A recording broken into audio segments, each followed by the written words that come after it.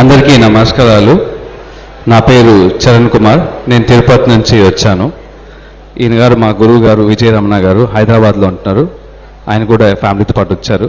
So ఇక్కడ జరిగే యజ్ఞంలో మేము స్పిరిచువల్ ఫార్మింగ్ పైన అండ్ గోమాత గురించి చెప్పడానికి వచ్చామండి. సో స్పిరిచువల్ ఫార్మింగ్ అంటే మనకందరికీ వ్యవసాయం గురించి తెలుసు.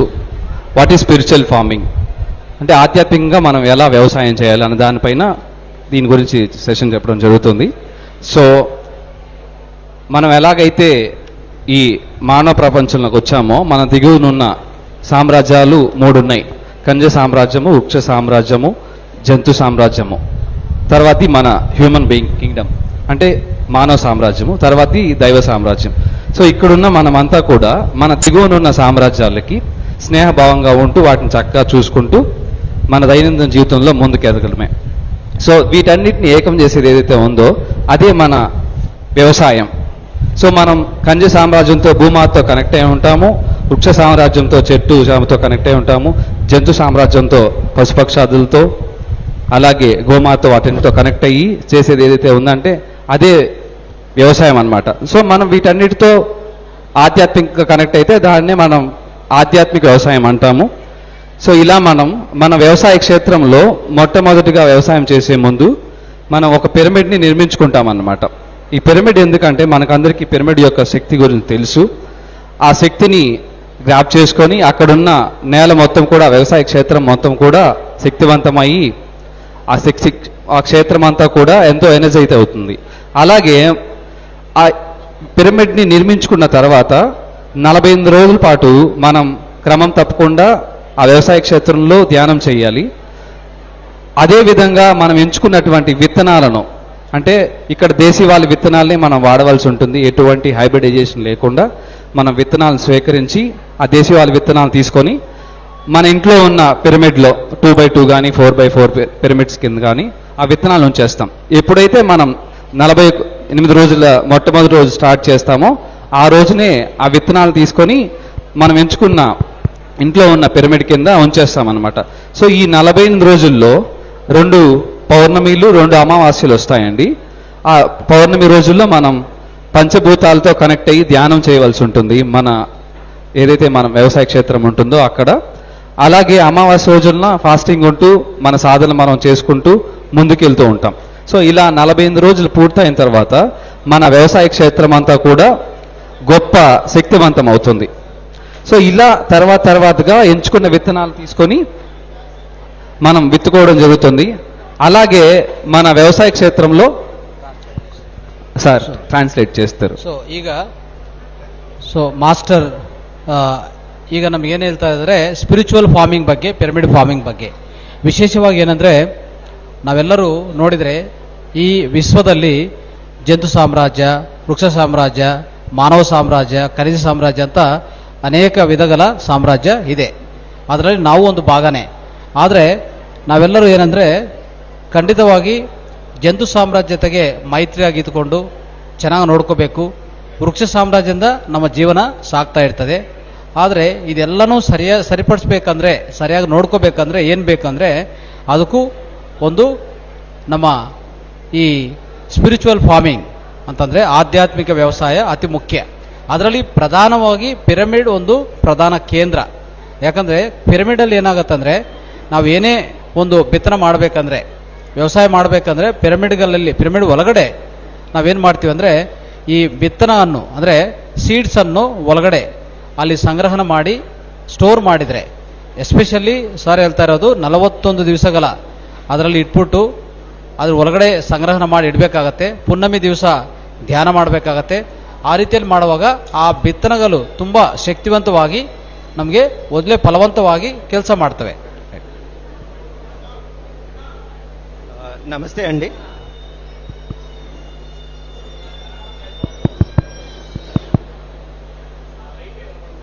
అండి. ఇవాళ ఉదయం ఇక్కడికి వచ్చే ముందు బస్సులో నుంచి చూస్తూ ఉన్నప్పుడు బయట ఎటువంటి జీవులు కనిపిస్తే అని వెతుకుతూ ఉన్నాము. ఎక్కడ నాకు తమిళనాడు అంటే కంగాయం గుర్తుకు వచ్చేది. జల్లికట్టు ఆడుతూ ఉంటారు కదండి, దాంట్లో ప్రసిద్ధిగాంచిన మన వృషభ జాతి కంగాయం. తర్వాత హలికర్ అని ఇంకొకటి ఉండేది, అది మన మైసూరు తర్వాత ఈ ఏరియాకి ఈ పరిసర ప్రాంతాల్లో బాగా అభివృద్ధి చెందిన ఎద్దుల జాతి అవి. మేము ఆంధ్ర నుంచి వచ్చాం, మేము వచ్చే దారిలో మాకు అక్కడ ఒంగోలు కనిపిస్తూ ఉంటుంది. ఒక్కొక్క చోట ఒక్కొక్క రకమైన ప్రావీణ్యం వాటికి ఉంటూ ఉంటుంది. ఈ జల్లికట్టు దానికి ఇసురుగా పరిగెడుతూ ఉంటుంది, ఎక్కడ కావాలంటే అక్కడ ఆగగలుగుతుంది. ఎదురుగుండా దానికి మనిషి కనిపిస్తే ఎంత ఇసురుగా పరిగెత్తైనా కానీ అది సడన్ బ్రేక్ వేసుకుని ఆగగలిగే శక్తి దానికి ఉంటుంది. అమృత మహల్కి ఉన్న గొప్పతనం ఏంటంటే అది గుర్రంతో పాటు పోటీ పడి పరిగెత్తగలిగే ఎద్దు జాతి. అలాగే ఒంగోలులో ఉన్నది బలానికి ప్రతిష్ట, అది ఎంత బరువునైనా లాగగలుగుతుంది. ಸೊ ಸರ್ ಹೇಳ್ತಾ ಇದ್ರು ಇವತ್ತು ಹೈದರಾಬಾದಿಂದ ಬರುವಾಗ ಅವ್ರು ನೋಡ್ತಾ ಇದ್ರು, ಅಂದರೆ ತಮಿಳುನಾಡು ಜಲ್ಲಿಕಟ್ಟು ತುಂಬ ಒಂಥರ ಪ್ರಾಧಾನ್ಯತೆ ಇರುವಂಥ ಪ್ಲೇಸ್ ಅಲ್ಲ, ಅವರು ನೋಡ್ತಾ ಇದ್ರಂತ. ಅದರಲ್ಲಿ ವಿಶೇಷವಾಗಿ ನಮ್ಮ ದೇಶಿ ತಳಿಗಳು ನೋಡಿದರೆ ಅನೇಕವಿದೆ. ಸೊ ಅದರಲ್ಲಿ ಒಂಥರ ಕಲಿಂಗರ, ಆಮೇಲೆ ಜಲ್ಲಿಕಟ್ಟಾಗಲಿ, ಒಂಗೋಲು, ಇವೆಲ್ಲ ಡಿಫರೆಂಟ್ ಒಂದೊಂದಕ್ಕೊಂದು ವಿಶಿಷ್ಟತೆ ಇದೆ, ಆಯಿತಾ. ಅಂದರೆ ನಮ್ಮ ದೇಶಿ ತಳಿಗಳು ಇರುವಾಗ ಅದರಿಂದನೇ ನಮ್ಮ ಜೀವನ ಸಾಗಬೇಕಾಗತ್ತೆ. దురదృష్టవశాత్తు ఏంటంటే నాకు ఇక్కడ ఎటువంటి కంగాయం కనిపించలేదు, హలికర్ జాతి కనిపించలేదు. కనిపించిందల్లా ఒకటి హోలిస్టీన్ కనిపించింది, తర్వాత జెర్సీలు కనిపిస్తూ ఉన్నాయి. ಸೊ ಆ ಕಲಿಂಗರ ಬದಲಾಗಿ ಅವ್ರು ನೋಡ್ತಾ ಇರುವಾಗ ಅವ್ರು ಕಾಣಿಸಿರೋದು ಜೆರ್ಸಿ, ಹೋಲಿಸ್ಟಿನ್ ಇಂಥ ಹಸುಗಳು ಕಾಣಿಸಿದೆ. ಅದು ದುರದೃಷ್ಟ ಅಂತ ಹೇಳ್ತಾರೆ. ముఖ్యంగా చరణ్ చెప్పినట్టు వ్యవసాయం ఎంత ముఖ్యమైనదో పాడి పరిశ్రమ కూడా అంతే ముఖ్యం. తెలుగులో ఒక నానుడి ఉంది, పాడి పరిశ్రమ. అంటే రూపాయి కాసుకి బొమ్మ బొరుసు ఎలా ఉన్నాయో ఆ విధంగా పాడి అలాగే వ్యవసాయం రెండు ఒక నాణ్యానికి ఇరువైపులా ఉన్నట్టు ఇవి రెండు కలిసి ప్రయాణం చేస్తే కానీ రైతుకి సమృద్ధి అనేది ఉండేది కాదు. ಸೊ ಎಸ್ಪೆಷಲಿ ವ್ಯವಸಾಯದಲ್ಲಿ ಏನಂದ್ರೆ ಪಾಡಿ ಪರಿಶ್ರಮ ಅಂತ ಎರಡು.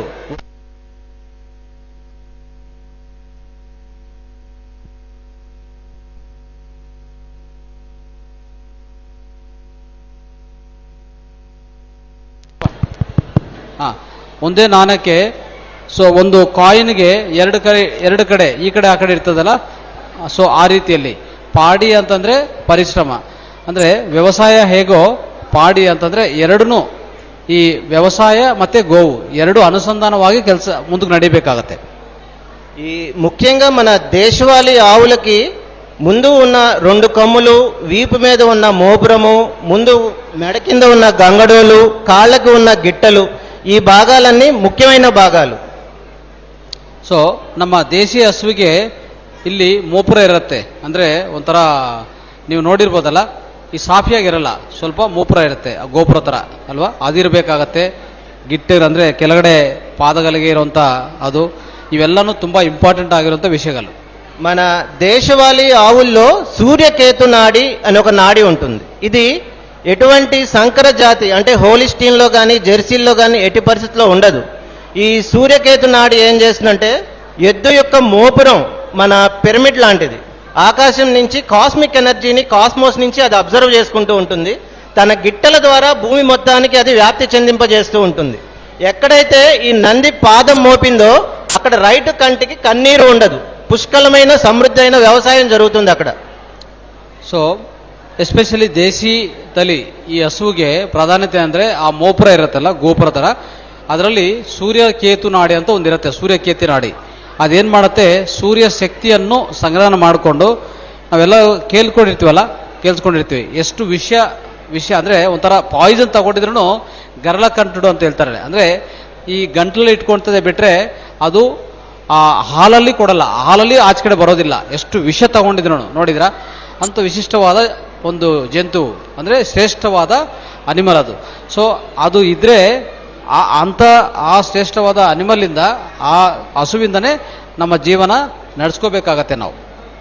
సో ఈ భారతీయ గోవులో సకల దేవతలు కొలువై ఉన్నారు, ముక్కోటి దేవతలు ఆవు ఎందే కొలువై ఉన్నారు.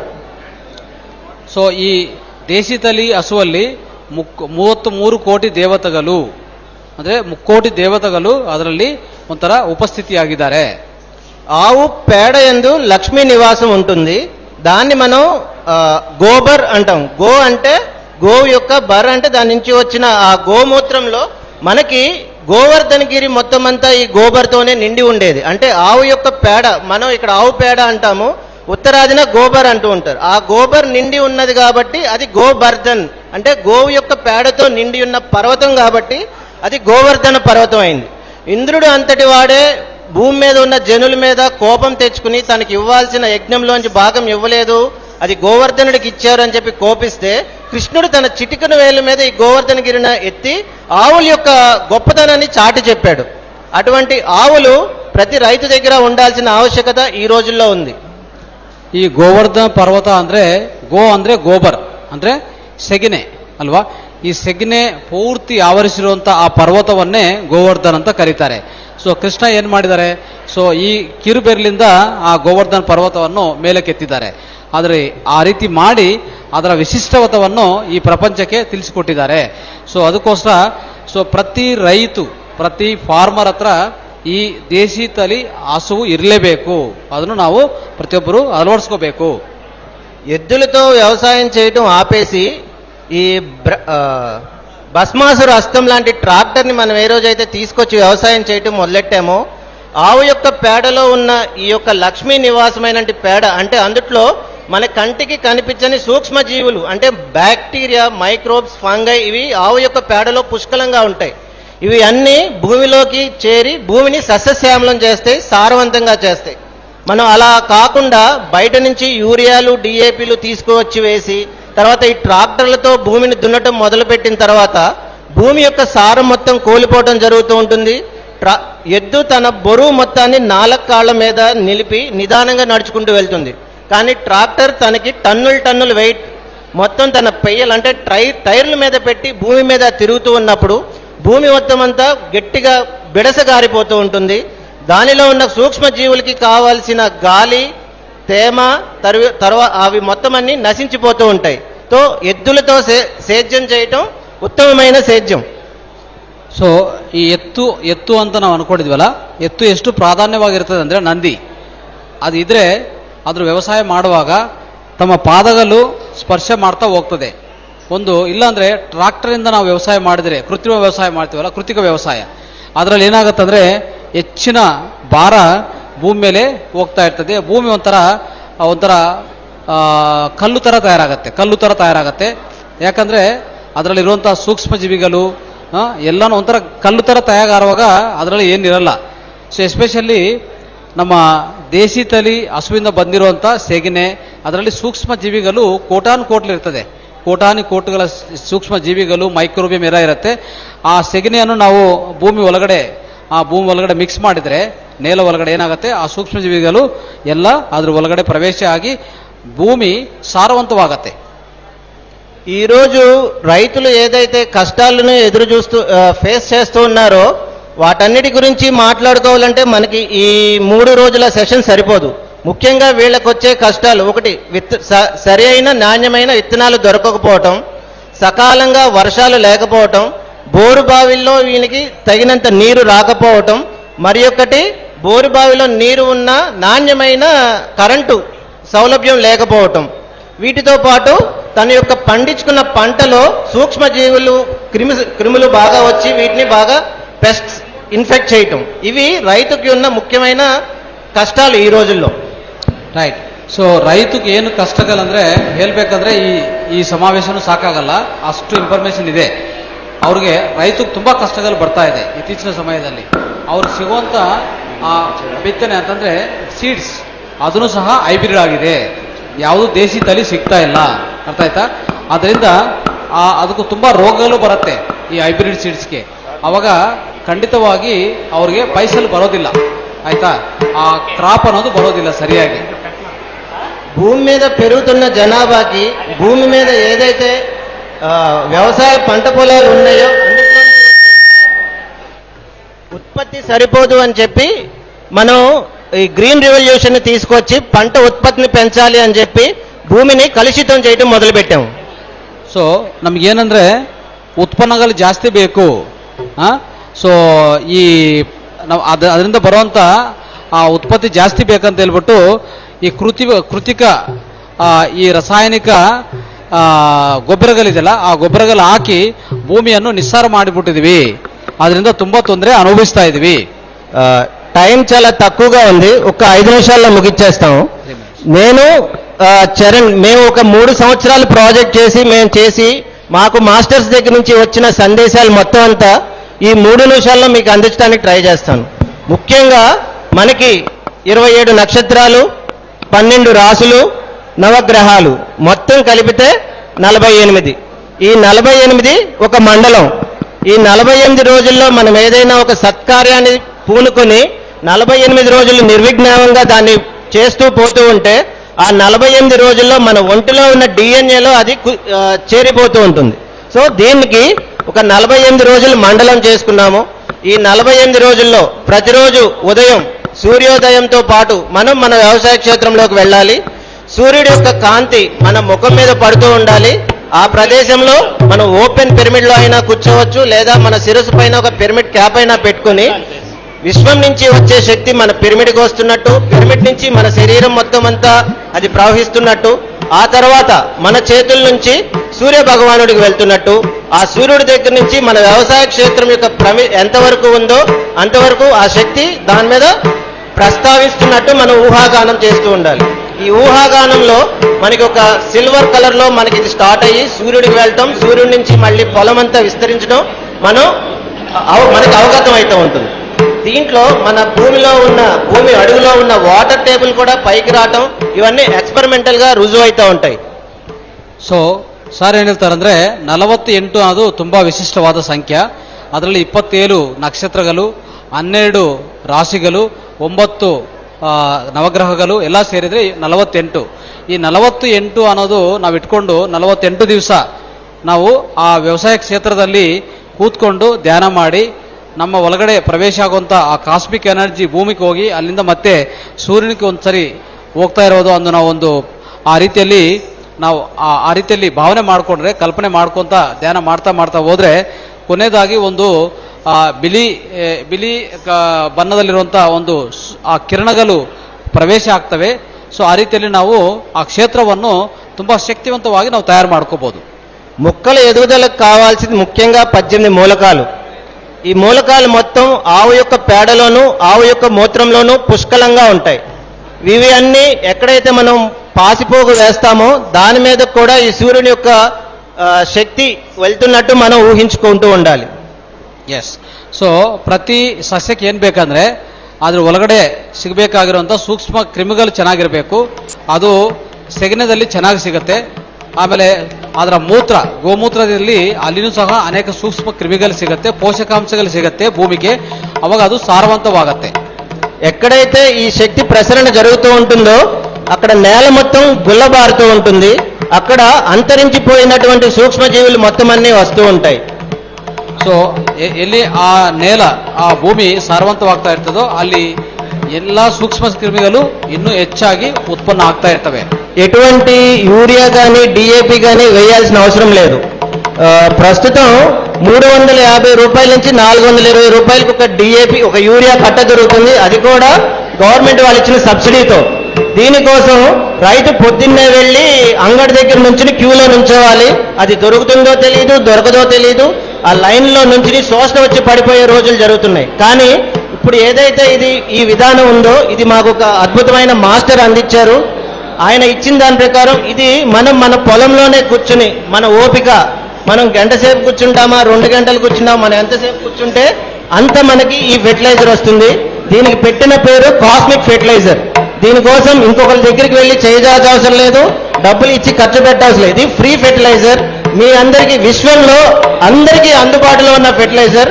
ఈ భూమి మీద ఉన్న అన్ని జీవులకి కావాల్సిన పంటని పండించడానికి ఈ భూమి మీదే కాదు యావత్ విశ్వం మొత్తానికి ఆహారం అందించగలే శక్తి ఈ కాస్మిక్ ఎనర్జీలో ఉంది. ఆ కాస్మిక్ ఎనర్జీని మీరు అందరూ మీ పొలాల్లో నిక్షిప్తం చేస్తారని ఆకాంక్షిస్తూ దాన్ని ఎలా చేసుకోవాలి ఏంటి అనేది కింద ఒక స్టాల్ పెట్టారు. ఆ స్టాల్లో మేము ఉంటాము. దీని గురించి వివరంగా అక్కడ మనం చర్చిద్దాము. Thank you. Right. Thank you so much sir. ಈಗ ಸಾರ್ ಹೇಳ್ತಾರೆ ಅದೇ. ಸೊ ಪ್ರತಿಯೊಬ್ಬರು ಈ ಪ್ರಕೃತಿ ವ್ಯವಸಾಯನ ಅಳವಡಿಸ್ಕೋಬೇಕು. ಅದು ಅದರಲ್ಲಿನೂ ಆಧ್ಯಾತ್ಮಿಕ ವ್ಯವಸಾಯ ಅಂದರೆ ಒಂದು ಕಡೆ ನ್ಯಾಚುರಲ್ ಫಾರ್ಮಿಂಗ್ ಆಗಲಿ, ಅಂದರೆ ಗೋ ಆಧಾರಿತ ವ್ಯವಸಾಯ ಪ್ಲಸ್ ಪಿರಮಿಡ್ಸ್ ಶಕ್ತಿ ಅಂದರೆ ಕಾಸ್ಮಿಕ್ ಶಕ್ತಿ ಎರಡನ್ನೂ ಬಳಸ್ಕೊಂಡು ಮಾಡುವಂಥ ವ್ಯವಸಾಯವನ್ನು ನಾವು ಏನಂತ ಕರಿತೀವಿ? ಆಧ್ಯಾತ್ಮಿಕ ವ್ಯವಸಾಯ. ನೋಡಿ, ವ್ಯವಸಾಯದಲ್ಲಿ ಈಗ ನಡೀತಾ ಇರೋಂಥ ಪರಿಸ್ಥಿತಿ ಹೇಗಿದೆ ಅಂದರೆ, స్నేహితురే నెనపెట్టుకోవాలి, అంటే బాగా గుర్తుంచుకోండి, మనం చేస్తున్న వ్యవసాయం ఎట్లుందంటే హింసాయుత వ్యవసాయము. కరెక్టా? ఒప్పుకుందామా? ನಾವು ಮಾಡ್ತಾ ಇರೋಂಥ ವ್ಯವಸಾಯ హింసాయుతವಾಗಿದೆಯಾ? నావేం ಮಾಡಬೇಕು ಗೊತ್ತಾ? సో ఎలా ఉందంటే మనం చేసే వ్యవసాయము అన్నిటినీ చంపి మనం మాత్రం తినాలి అంతే. ఏం కావాలి? పిచ్చుకలను చంపేస్తాం, వానపాములు చంపేస్తాం, సూక్ష్మక్రిములు చంపేస్తాం. మనకేం కావాలి? మంచి రైస్ కావాలి, అన్నీ కావాలి. ఇది కరెక్టా? వేరే జీవిಗಳು ಸೃಷ್ಟಿ ಮಾಡಿರೋದು ಆ ಸೃಷ್ಟಿಕರ್ತನೇ, ಅದಕ್ಕೂ ಆಹಾರ ಕೊಡಿ, ನಿಮಗೂ ಆಹಾರ ಕೊಡಿ. Thank you so much sir.